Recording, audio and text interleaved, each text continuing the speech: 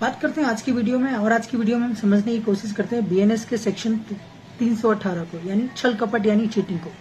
तो क्या कहता है सेक्शन 318 छल कपट? यदि कोई व्यक्ति जानबूझकर किसी अन्य व्यक्ति को धोखे में रखकर उससे कोई काम करने या ना करने के लिए प्रेरित करता है जिससे उस व्यक्ति को नुकसान हो और आरोपी को अनुचित लाभ मिले, तो यह चीटिंग यानी छल कपट यानी धोखाधड़ी कहलाता है। अब इसी चीज को समझने की कोशिश करते हैं थोड़ा सा टुकड़ों में बांटकर, ताकि आपको पूरी चीजें अच्छी तरीके से समझ आए। सबसे पहला वर्ड है डिसेप्शन। डिसेप्शन मीन्स होता है धोखा, यानी सबसे पहले आरोपी को किसी व्यक्ति को धोखा देना होगा।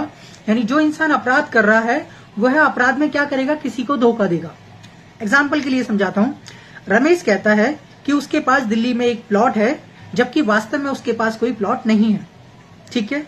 सेकंड है झूठा विश्वास दिलाना। ठीक है, यानी झूठे विश्वास में डालना, यानी धोखे के कारण सामने वाले व्यक्ति किसी बात को सच मान ले। यानी जैसे वो भी ऊपर एग्जाम्पल में बताया कि रमेश ने कहा कि उसके पास एक प्लॉट है, सामने वाला व्यक्ति इसे सच मान ले। ठीक है, यानी रमेश की बात पर विश्वास करके सुरेश प्लॉट को खरीदने के लिए तैयार हो जाता है।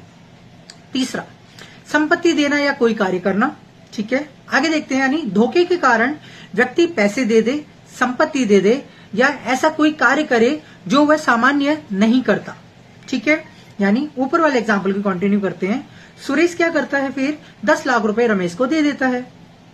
ओके, नेक्स्ट देखते हैं आगे बात। शुरुआत, अब इसके अंदर जो मेन चीज है वो समझने वाली क्या है कि जो अपराधी है उसका इरादा शुरुआत में ही बेईमानी करने का होना चाहिए, यानी उसकी इंटेंशन चीटिंग की होनी चाहिए, छल कपट की होनी चाहिए।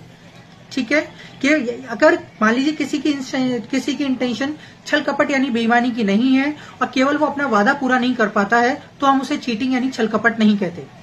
चीटिंग तभी होगी जब शुरुआत से ही आरोपी का इरादा धोखा देने का था। उदाहरण के लिए समझते हैं, यदि रमेश शुरू से जानता था कि उसके पास कोई प्लॉट नहीं है, तो ये चीटिंग है। ऑब्वियस सी बात है, जैसा रमेश ने कहा। तो अब इस चीज को और समझते हैं कि चीटिंग और कॉन्ट्रैक्ट डिस्प्यूट में डिफरेंट होता है। ठीक है, देखो कॉन्ट्रैक्ट डिस्प्यूट्स आपके चीटिंग नहीं होते। जैसे ए ने बी से माल खरीदा लेकिन बाद में भुगतान नहीं कर पाया, तो वास्तव में एक व्यवसाय में घाटा हो गया। ठीक है, यानी क्योंकि व्यवसाय में घाटा होने की वजह से वो उसको पेमेंट नहीं कर पाया, तो ये कॉन्ट्रैक्ट डिस्प्यूट है, ना कि चीटिंग है। जबकि चीटिंग बिल्कुल अलग होती है। चीटिंग के अंदर जो अपराधी है उसका मकसद डायरेक्टली सामने वाले इंसान को चीट करना यानी धोखा यानी छल कपट करना होता है। जैसे ए ने शुरू में ही झूठ बोला कि उसके पास पैसे हैं और माल लेकर गायब हो गया।